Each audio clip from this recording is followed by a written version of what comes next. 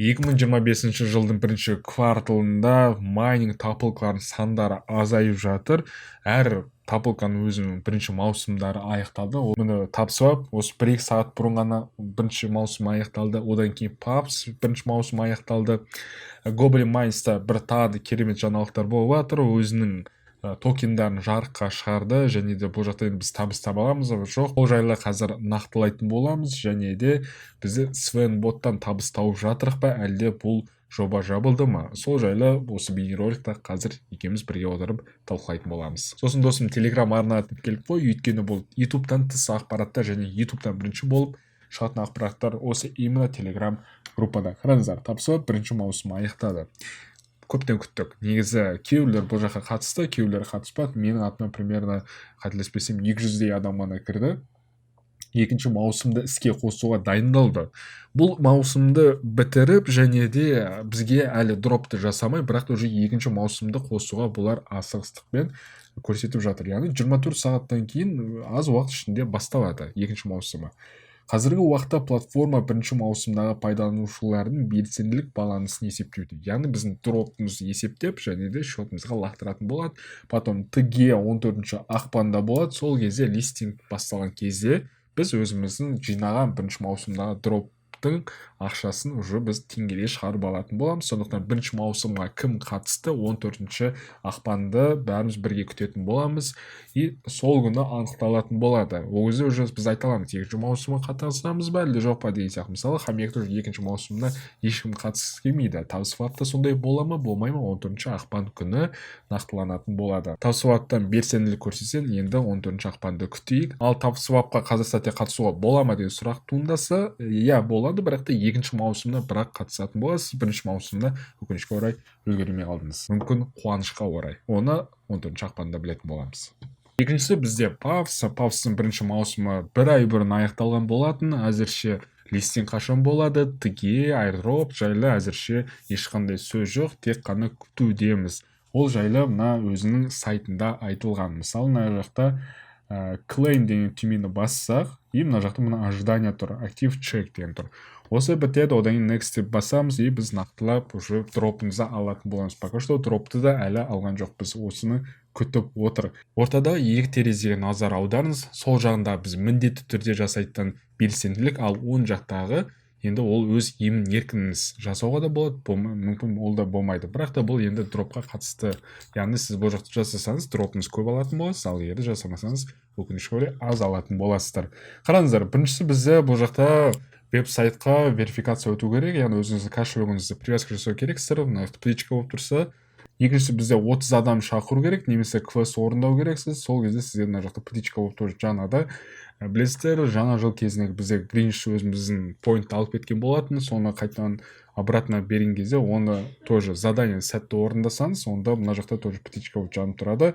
Ал мынау енді бізде нақтыланғаннан кейін дроп мына күні болады деген кезде, бірақ бұл жақта птичка жанады, и сіз одан кейін next басасыз, и дальше сіз дропты алатын боласыз. Мынау оң жақта назар салсақ, енді көбісі сұрап жатыр, 300 мың Paps-қа жетпей қалды, мен дропты аламын ба деген сұрақ туындады. Я, достар, аласыздар, бірақ соның мөлшеріне байланысты сіздер дроп алатын боласыздар. Мына жақта бірінші бізде статус, екіншісі яғни VPAS, яғни мына жақта екіншісі донат жасау керек болған, а үшіншісі бізде 300 мың Paps-тан асыру керекпіз. Бұл енді дополнительный ретінде бізге жасалған белсенділік. Бірақ та сізде егерде 300 мыңнан астам Paps поинты болса, оны сіз ваучер арқылы сатып жібере аласыздар. Премаркетке кіресіздер, одан кейін next деген басасыздар, мына trade vouchers деген түймені басамыз. Кіргеннен кейін бұл жақта 300 мыңнан тұратын ваучерлар бар. Бұны сіздер Solana ретінде сатып жіберуге болады. Қазір сәтте ең арзаны бізде 0.058 Solana. 0.058 Solana-мыз теңгелей шаққан кезде 6 теңгедей болады.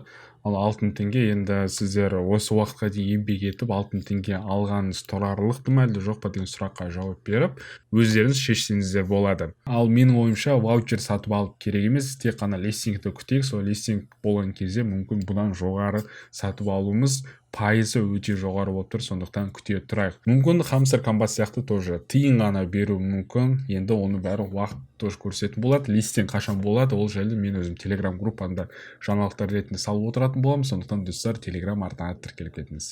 Енді Goblin келек. Goblin өзінің токенін құны кірді. Қазір сәтте біз Goblin өзіміздің Tonkeeper кошелекқа шешіп алып, одан кейін сол Tonkeeper'ді оны USDT-ға немесе тонға ауыстыра аламыз. Бірақ та бұл жаңалық бізге өкінішті болып келді. Өйткені бұрынғыдан қарағанда 10.000 пафсымыз ол 0.6 тон болатын, ал қазір сәтте админге кірсек, қазір сәтте 0.16 болып қалды. Бастапқыда айтып кеткендей 0.6 болған. Бұл яғни 3x минусқа кетіп қалды. Мысалы қазір сәтте менде 0.7 тон, бірақ та бұрынғы бұл жарыққа шықпай тұрған кезде құны, мен бұны қазір осы монетаны 2-3 тонға сатып жіберуге болатын еді. Бірақ та қазір қараңыздар, құны өте төмен түсіп кетті. Бұрынғы құнын біле тұрып, қазір сәтте осындай төмен болып кеткеннен кейін бұл жақта табыс табуға бір өзінің қызығушылығы кетіп қалды. Мен айтарым бірақ нәрсе бар. Бұл Goblin табыс табу жолы осымен аяқталды. Және соңғы жоба бізде Svenbot ПК-да ашылмады. Мен сіздерге телефонмен көрсетіп кетейін. 10 тонға сатып алған қойымыз қазір сәтте доход маған 2 тонн. Әлі окупаемость әкелген жоқ. Бұл жақта табысымыз өте ұзақ жүретін, яғни долгосрочный табыс деп есептелінеді. Сондықтан бұл жақта әзірше бұл жоба жабылмайды. Енді күнделікті табыс алып келіп отырады. 4 сағат сайын тонн табыс алып келеді. Вывод автоматически, бұл жақтан ақша шығарып жүрмін, ешқандай пока что ақша шығарудан проблема жоқ. Бірақ та енді окупаемость өте ұзақ. Бұл жақта негізі фокус рефералдарға арналған, яғни рефералың көп болса, онда доходты окупаемостьты тезірек табасың, ал егерде тек қана инвестор болып кірсең, онда табысын өте баяу жүретін болады. Бұны сіздерге көрсетіп жатқаным, сіздер мысалы 100.000 Sven токен жинасаңыз, ол жақта рулетканы айналдырып, Sven токен немесе тон табыс табылады екенсіздер. Сіздерге көзінше көрсетейін, қазір басып, крутить деген басамын, айналып жатыр. И бізге 100.000 Sven токеннан 12.000 токен обратно келді. Яғни біз, получается, 88.000 Sven токенін минусқа ұшыратып алдық. Айтарым, бұл рулетка қатыспай қойыңыздар, өйткені көріп тұрсыздар, наоборот минусқа ұшырап кетесіздер. Бұны сіздерге көрсету, таныстыру мақсаты ретінде әдейі жасап көрсеттім.